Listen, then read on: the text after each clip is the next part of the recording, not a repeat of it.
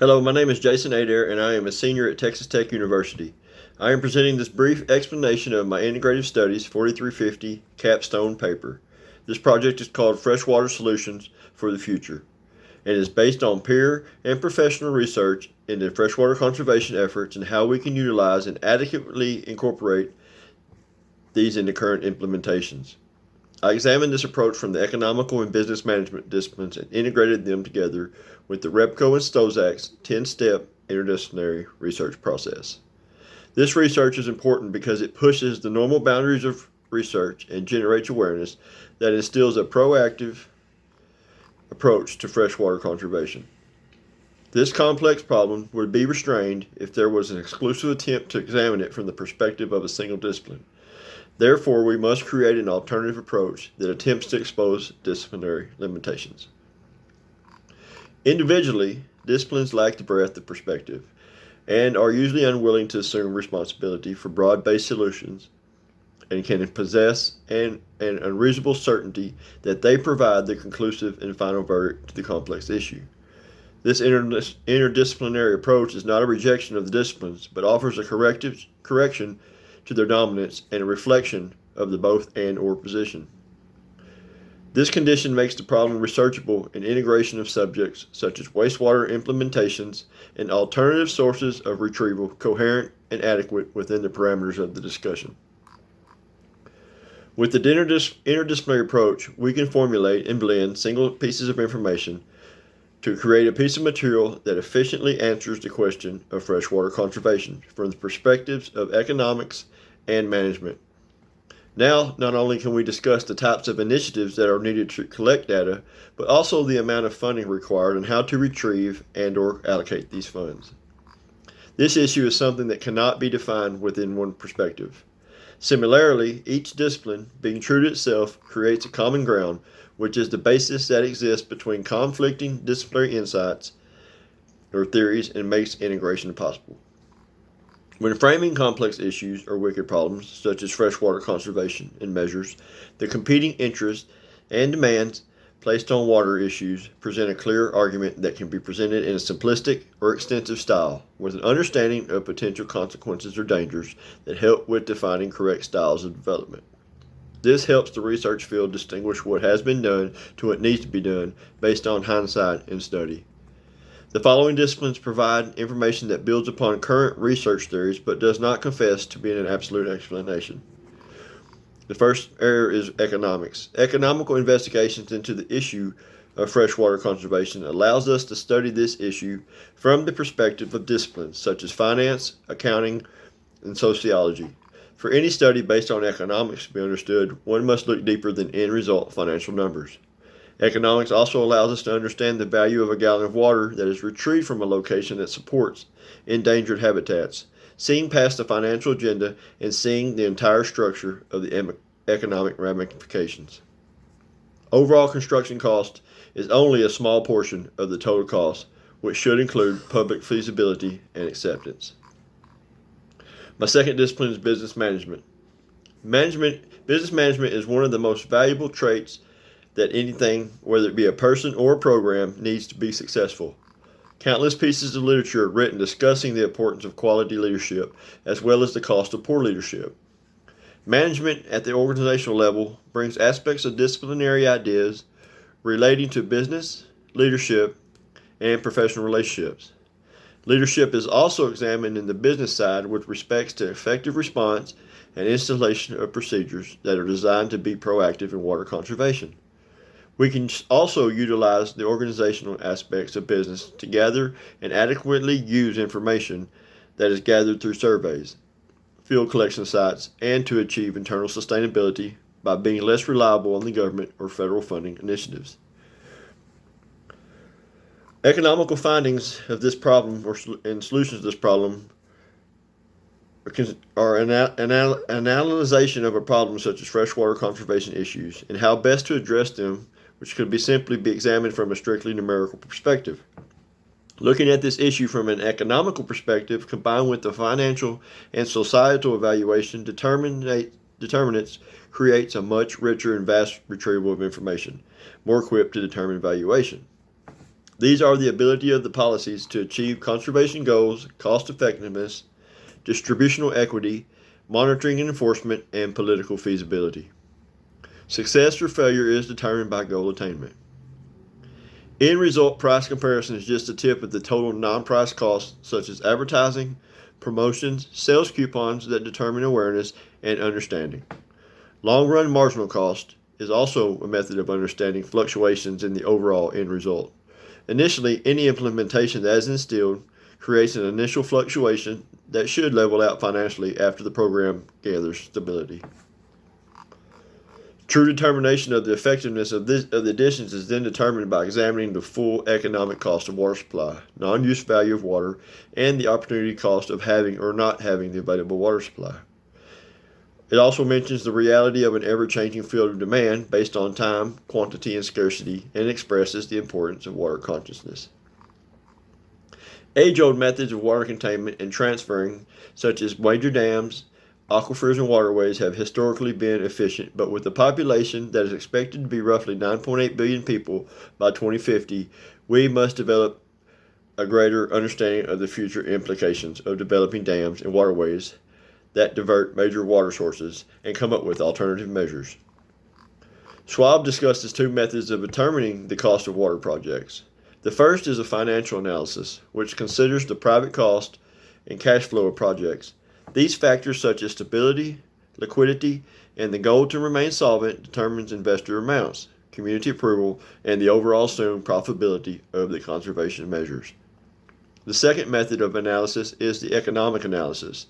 This perspective is viewed from the consumer's perspective and how it affects the targeted area or region. Economic evaluation is also a way of placing a price on a provided service by considering operational costs and maintenance fees. With all these added costs, sales revenue of fresh water does not usually balance out without subsidizing, budgeting, and balancing measures. In a review of environmental economics on policy, we are introduced to contingent evaluation, where the value of the service is directly determined by the consumer and how their society or people value the commodity. This method uses willingness to pay for the good or service and compares it to the willingness to accept the cost of the process. With this method, the provider, in a monopolistic theater, must make adjustments to sell the product at a rate that is affordable and consistent to the economy. When an examination of the sheer volume of water that is required for commercial, domestic, industrial, and agricultural usage is performed, an accurate understanding of the importance of finding alternative solutions can be portrayed. It is estimated that 50 to 80% of the total amount of used wastewater comes from these previously mentioned sources, so the need to find secondary locations for this water makes sense economically and financially. This double value proportion can be seen when we understand that partially treated water can be used to water crops and wash industrial locations, whereas before it had to be treated completely before reusing. Water demand is expected to increase by 55% by the year 2050, and with improvements in reusable water for farming alone, the cost plus advantage is unmeasurable. This number becomes even clearer when we learn that 53 million gallons of water per second are needed to produce crops worldwide. Understanding the environmental and economical benefits of secondary water usage and how it relieves stress on a delicate structure such as water conservation is very important to the current sustainability supply. The Smithsonian Magazine ran an article titled "Alaska Freshwater is Draining into the Sea at an Astounding Rate." In this article, it is noted that the amount of water lost annually in Alaska due to runoff is 1.5 times the amount the Mississippi River annually dumps into the Gulf of Mexico. Alaska currently sits on a water table that is roughly 20% the size of the lower 48 states, and accounts for 40% of the nation's total surface water resources. Researchers also discuss using pipeline procedures similar to the oil and gas system to pump melting fresh water to the rest of the country. The financial implications of such a measure could be felt in areas such as Albuquerque, New Mexico, and Phoenix, Arizona. Ecologically, the transportation lines could be retrofitted with inline filtration screens that eliminate salt and other contaminants in flow, which reduces the cost of inline treatment. Next, I'm going to examine my management perspective. Without adequate management leadership, water conservation is described as just ideas. Mattis proposes that we make water conservation part of the solution rather than assume that it is the whole solution. Strong management sifts through the question of how the social ecological structure will operate when the consumptive human value of water outweighs the economic value of water. It is estimated that 54% of the world's accessible runoff water is already diverted for mass human use, leaving 2 billion people to deal with some level of water scarcity in areas that would naturally have the resource. Efficient management must be established to negate the human cost on the surrounding areas and to prevent irreversible catastrophes. By searching for practical usage of the current supply of fresh water and incorporation of smaller components of conservation, they established the need to develop pathway approaches. These innovations can save the public domain billions of dollars. The ability of an organization to respond to a crisis situation is also very critical and important to the health of the entire system. Without quick, authoritative advice and the provision of alternate solutions, incidents can become high profile, with media and customers driving the agenda after the incidents. Major incidents such as Hurricane Katrina showed that a program that does not maintain 100% activity, whether from incompetent leadership, failure to uphold training procedures, or an unwillingness to diversify, may fail if challenged. Funding limitations is another hot topic in water conservation. Volunteer and incentive collaboration with good management can make water conservation efforts sustainable and economical. Many organizations and committees need to rely on volunteer work to gather quantitative data and hard facts such as water volume in certain areas, effects of damming, and wastewater and runoff amounts. Lattimore and Stein in the Freshwater Science discussed the state of Michigan in a volunteer committee called the Michigan Clear Water Corps. Thousands of local and regional nonprofit organizations regularly monitor rivers and stream conditions, including water quality, habitats, and lake levels, and incorporate these into larger scale studies that would singularly be impossible or too costly without proper assistance. This operation also challenges the question of feasibility in the public and the political districts by offering alternative solutions and funding that lightens the burden required by public funding at the state and federal level. Additionally, good organizational management understands the importance of the message. To achieve greater success in water conservation behavior, messaging may be improved by understanding the psychological social mechanisms that make the people want to conserve water and be accountable. Research indicates that procedural knowledge predicts sustainable behavior such as recycling tendencies and conservancy, but it also presents the argument that these reforms are short-lived if not trained or informed correctly. The big issue here is to stress the importance of minor modifications, long-term sustainability, and awareness to the consumer. An assumption that can be made in the issue of freshwater conservation is the basic necessity of freshwater and how it creates the necessity for projects and environmental change. Newell asserts that this is where we make value judgments about which problems are worth studying and what knowledge is worth developing. In solving this complex issue, the acknowledgement of the mere exchange of concepts and ideas does not replace the connection made by personal interactions and understanding of the positive and negative measures, as we mitigate for the common good of effectively creating common ground.